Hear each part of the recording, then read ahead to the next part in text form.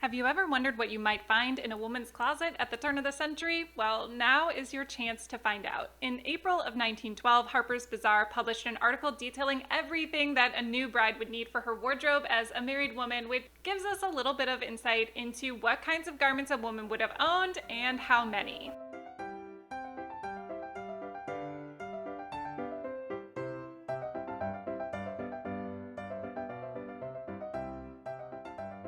We're going to start at the beginning of the day and work our way towards evening. So we start with a wrapper, which are also sometimes just called morning dresses. These garments are usually loose-fitting around the waist and could be worn without a corset. They were considered a strictly at-home garment and would not have been worn out of the house for really any reason at all, nor could you wear it to receive guests, except in very extenuating circumstances. This simple and comfortable garment was worn in the mornings to get the daily chores done.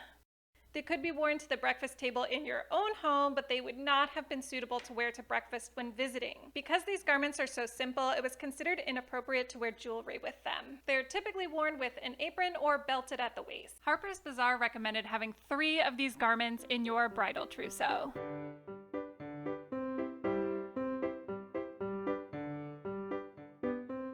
When actually leaving the house to go visiting, promenading, or to the market, a walking suit was the order of the day.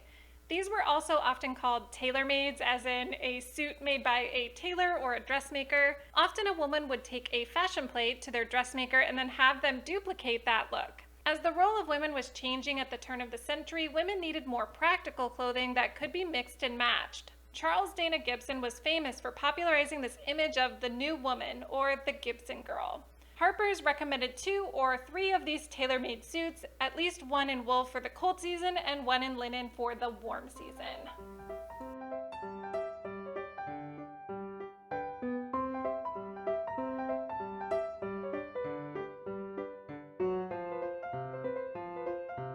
A reception gown was worn for semi-formal events, things like lunch parties, afternoon card parties, or informal at-home dinners.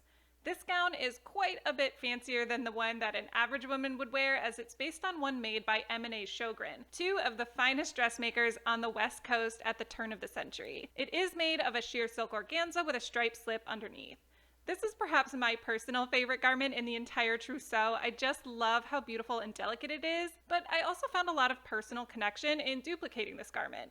M&A Sjogren had their headquarters in Portland, Oregon, and probably lived just a few miles from where I do. And they went to work every day to do a lot of the same things that I do every day. I don't really know a lot about my own ancestors, so making this dress was a way for me to feel connected to the past. Harper's Bazaar recommended just one of these dresses for your bridal trousseau at a cost of $13.87 for the materials, with additional money to be spent on a dressmaker.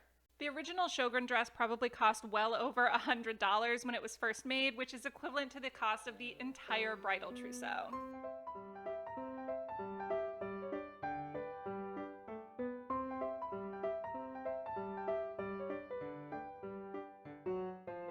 The trousseau also calls for 3 afternoon dresses, which to me seem to be the most difficult to clearly define. Some museum examples are incredibly fancy and appear to be quite formal, while some magazines of the day describe fairly comfortable low-key garments that seem as if they're mostly meant to be worn at home. The term afternoon gown seems to be a bit of a catch-all term for all of these dresses that fall somewhere in the middle.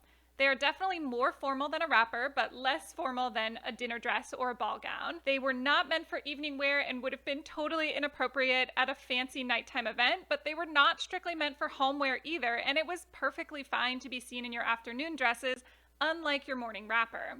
They would never have a low neckline as you would see on a ball gown, but it seems like they could have short or long sleeves depending on the season and the preference of the wearer. Some sources seem to say that an afternoon gown would have been totally fine for a garden party or visiting a friend. I get the impression that afternoon gown is kind of an umbrella term for a few different kinds of dress.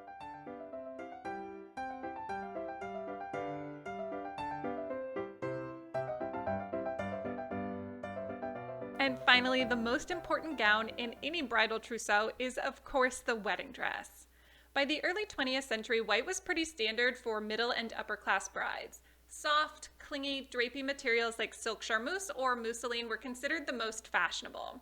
Even the wealthiest brides could not afford a dress that they would only wear once, so Harper's Bazaar recommends making the train a completely separate piece, so that it can be removed after the wedding and the dress can be worn again for formal evening events in the first year of marriage.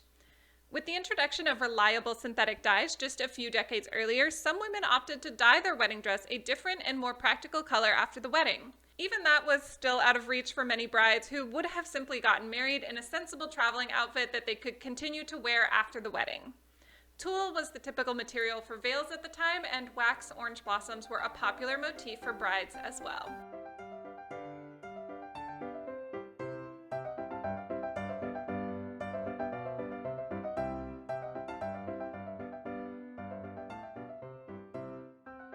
There were many other things that were not mentioned, including all of the undergarments like combinations, petticoats, chemises, stockings, and so on.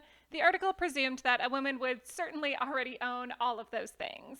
A few other things like shoes, hat pins, gloves, jewelry, belts, and so on were also not mentioned, but of course would have been essential as well.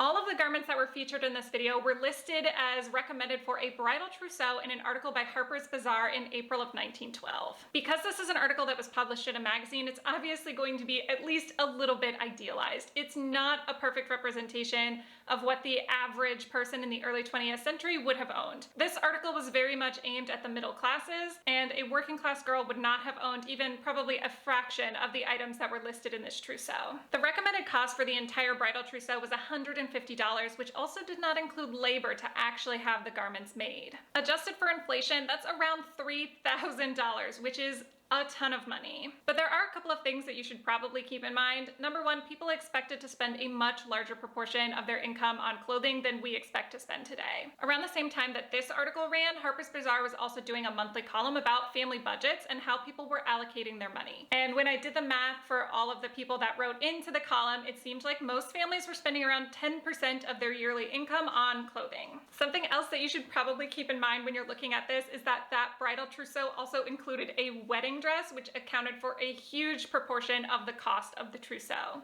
So like anything from history, there are a ton of different variables at play here. This was just to give you a little bit of insight into what a middle-class wardrobe might have looked like at the turn of the century. I hope that you enjoyed looking at all of my pretty dresses. Thank you so much for watching, and I will see you next time.